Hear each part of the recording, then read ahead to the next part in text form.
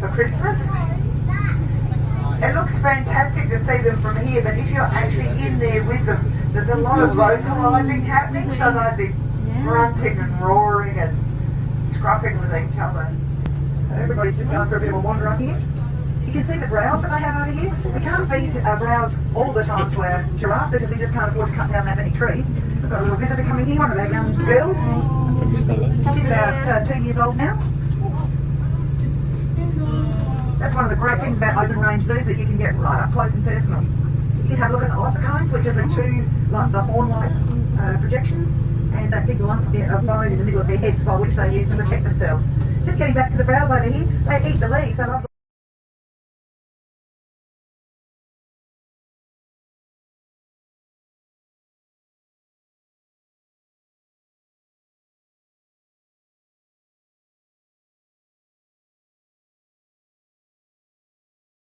and that usually includes the bone too, so they chew the bone a lot, but they don't actually crush it into the way the hyenas do. The females get between 4 and 5 kilos, depending whether or not they're lactating, but the females lactating often gets extra food.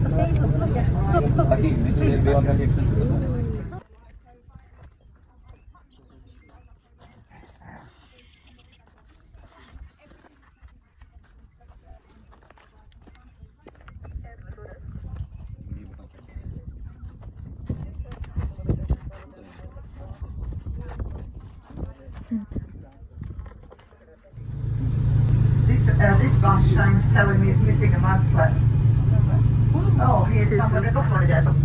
Now, when the baby's ever is first born, the mum turns her backside to that baby for the first 24 hours. And when we look at the stripes on them, they all look the same to me. They're a little bit like a barcode, but each one is just slightly different to the others. And that little barcode stripe is imprinted on the baby's mind, on its brain, so that when the mum runs away, kangaroo. It's really, really important for them to eat all parts of the animal. So we had 3 males and 2 females, and then the 6 puppies. This one's already fucking less. He's on up. Do they have a protocol? No, that's a really good question again.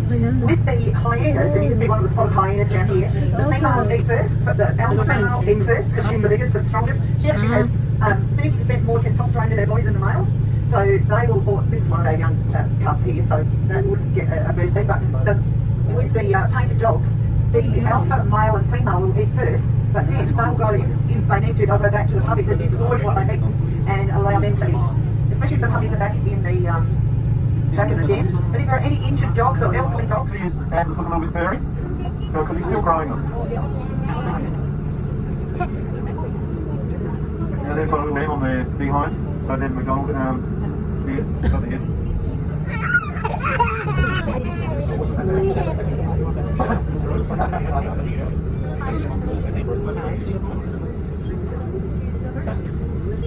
Now, we're coming up to our first bus stop, and there is a Tasmanian Devil tour in 5 minutes, and so if you want to hop off the bus, you can go to that tour, and then if you want to go back through the park,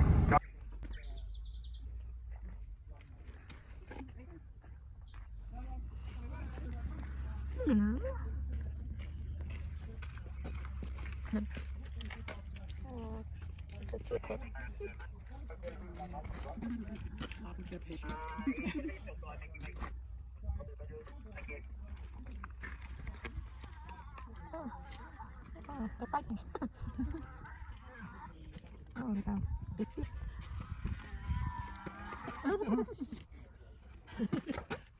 Oh, cute.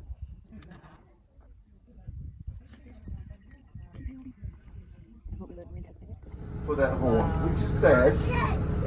Now we support a conservatory in Kenya where they've reintroduced black rhino there. The ladies of the village make beads. They're called beads for life.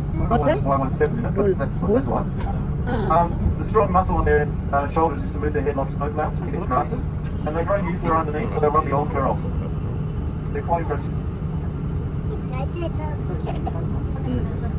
So they're herbivores, they're meant to be able to sense water from 8 kilometres away. So one of the young ones just got up. So there's 2 youngsters there. Every now and again we get a new male, so we get new genes in the population. We're always swapping animals. So there he is, that's Guinness. And he's been let out of quarantine now, so he's making this unusual noise to try and let the ladies know that he's here. Good question, how many cups? Now, when on Kwali, sorry, when Cordelia is supposed to be in here somewhere. They're a wild horse. They're different from domesticated horses, and it was thought in the 1960s that they only occurred in zoos.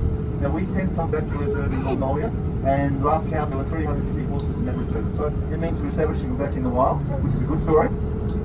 They're meant to be difficult to train, but we've got ours. I don't know what they're watching, but it could be there's a keeper's car somewhere, or if it was a vet's car, they'd be going, oh no, here he comes again. So you know the vet car. That was one of the In general, pretty healthy. Made lots of hard veggies and lots of leafy greens actually, so they do eat pretty well. I'm just going to head down here and there's no I'll try to find a little bit of snack, but then I can probably introduce you to them. So guys, I have snacks.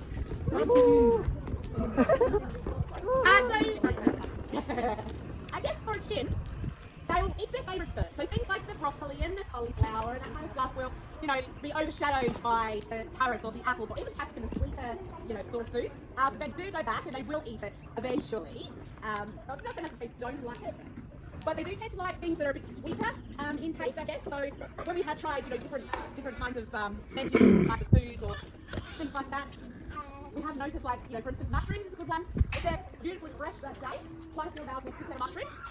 If they start going a bit yuck, then obviously they're going to spot it. We've even tried cooking the mushroom with their chicken, thinking, oh, like a mushroom chicken type thing.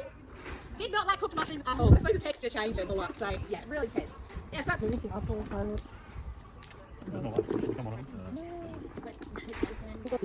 a kid, yeah, so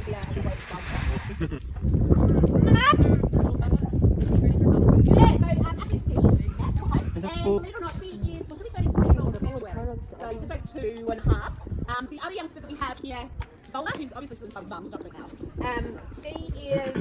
She came 2 in September. I see Zola still breastfeeding a lot more than I do Hope, but I had to think Hope having them up. But yeah, they're definitely picking up food. There's still so much stuff coming to collect it themselves, so it's usually just over to mum and yeah, take from mum. So Lulu! Eddie! Where's your mother? No, so she quite likes it in there. That tends to be her little spot that she holds up a lot. I think for her, she's a busy mum. She's mum of 3, so she's got a little one. The one that just ran out here, that's her 6-year-old son. And she's also mum to 9-year-old Fury, who I'm assuming is also with her mum. And you can keep a closer eye on your 2-year-old when you're in the nice confined area. So she does tend to enjoy that a little more. In fact, what I might do is I'll just go in and I'll pass her through a comparison. But it's got like she's got out this morning, had breakfast with everybody. She's got out a few times actually. Had a bit of a trial and grabbed out